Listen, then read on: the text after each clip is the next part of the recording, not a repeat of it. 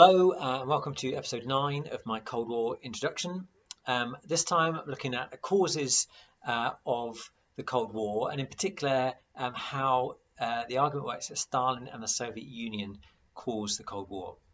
I'm going to focus particularly here on the takeover of Eastern Europe, the communization of Eastern Europe, because for me I think that's really fundamental to how that argument works. The argument is essentially that Stalin and the Soviet Union were aggressive and looking to assert themselves on the world after the Second World War.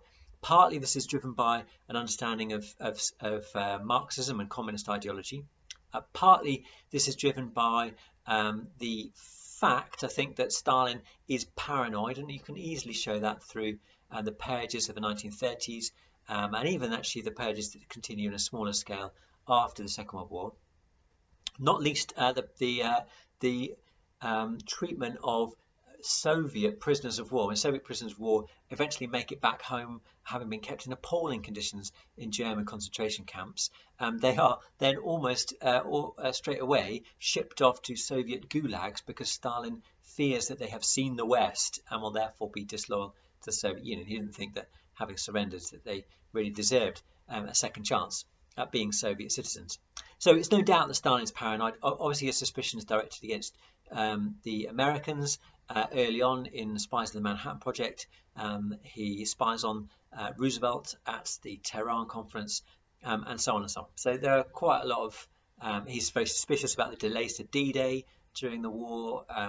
He thinks that the Americans want the Soviets to suffer during the war, if not be defeated and removed from the equation. However, after the war, he acts in what seems to be an aggressive way in establishing a series of communist states in Eastern Europe.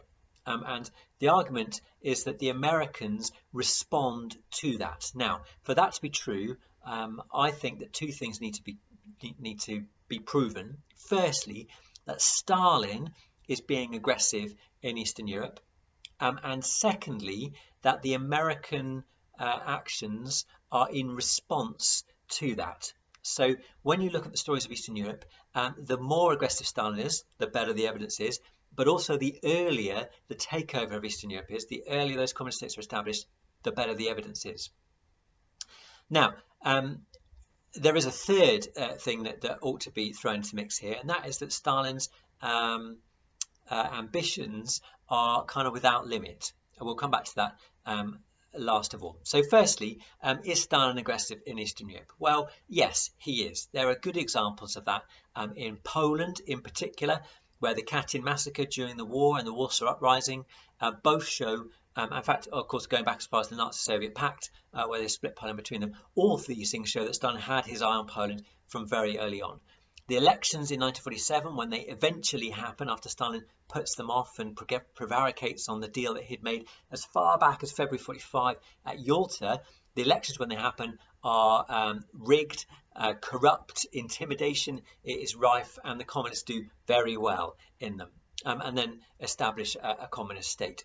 But in January 1947, that is certainly an example of communist aggression, and Stalin continues to put his thumb heavily on Poland in 1948 when he removes the communist leader Władysław Gomulka because he's not being, he's basically not being Stalinist enough. He wants to do things in his own way. So there's no doubt that Stalin aggressively wants to control Poland.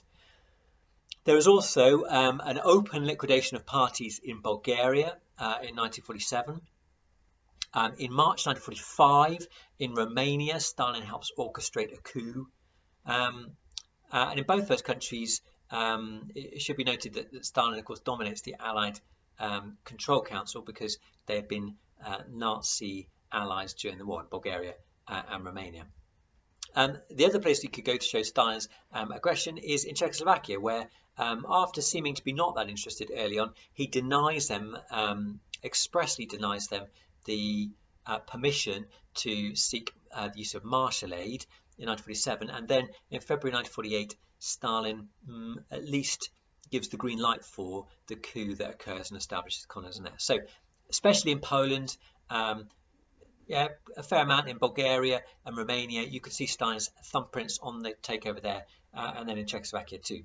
However, There are countries where Stalin has limited to no input at all. And it's always a blur. There are communist groups in these countries who are seeking to take power themselves under Stalin. And of course, Stalin can't do anything without them. And likewise, actually, they struggle to get going without him. But Hungary, for instance, is a good example where the 1945 elections were pretty free and the communists only won 17%. It's not until 1947 that the elections there give a communist and allies substantial minority, 45%, and even then Stalin doesn't seem to have much to do really in ensuring that happens. Yugoslavia is the best example of where Stalin doesn't really have any control or input at all. It's all about Tito and his communist allies there, and they win 90% of the election in November, December, the late end of 1945, and it's communist straight away. But that isn't down to Stalin. And likewise, Bulgaria. We've already mentioned Bulgaria before that in 1947 there's open liquidation of other parties, but until then, actually, Stalin has been trying to slow down the Bulgarian communists and make them be more cautious after they had taken the initiative in 1945 and already conducted a purge of the gentry class. In fact, in October 1946, under Stalin's advice to have a reasonably fair election, the opposition won a third of the votes, and that's because of Stalin's influence that they win so many. So it's not a kind of an open picture that Stalin stomps in and takes over in an openly aggressive way from the start. He's probably always looking to manipulate that. He's certainly always happy to pick up on things that people provide him, but it's not quite as straightforward as marching in at gunpoint and establishing control. Likewise, it's not all done early. Yugoslavia is taken over very early. Romania, of course, in 1945, there's that coup. Bulgaria is seized very early on. Those three in 1945. But then after that, Hungary, the 1945 elections, the communists only win 17%. It's not really until 1947. Likewise, into Czechoslovakia, the Red Army leave Czechoslovakia in December 1945. In the elections of 1946, the communists win 38% and are part of a coalition, but there doesn't seem to be any real attempt by the communists to take over until after the Marshall Plan falling out. And even in Poland, there's prevarication in 1946 and an unwillingness of Stalin to really bring things to a head until the January 1947 elections. So the timeline of takeover, that there's a surge of activity in 1945, but most of that isn't Stalin so much as the local partisans, except possibly in Romania. 46 is relatively quiet. In 47, again, another spate of work in Hungary and Poland in particular. And then it's not until 1948 that Czechoslovakia, the takeover there, is completed. So what does this suggest about Stalin? Well, it suggests certainly that he wanted to take over countries, or at least see friendly governments established in, particularly, I think, in those countries that are closer to the Soviet Union, and Poland is the obvious example of that. The further away countries get from the Soviet Union, broadly speaking, the less committed he is to taking over action. Czechoslovakia and Yugoslavia would be my examples of that. And beyond that, there's actually no evidence that I can find that Stalin really wants to shift communism into, well, obviously East Germany is fine, but into West Germany or Belgium, or there's some attempts in Italy to sponsor the Italian Communist Party, but there's not really any effort to get beyond that. Even in Greece, which is the closest place and where Tito actually would have happily got involved, Stalin is very reluctant to provoke the Western allies, which seems to me that you end up with an argument that says, yes, Stalin was aggressive, but perhaps in quite a cautious, defensive way, and he's not necessarily at the peak of his aggressions in 1945, 1946, that more aggressive acts take place in 1947, 1948.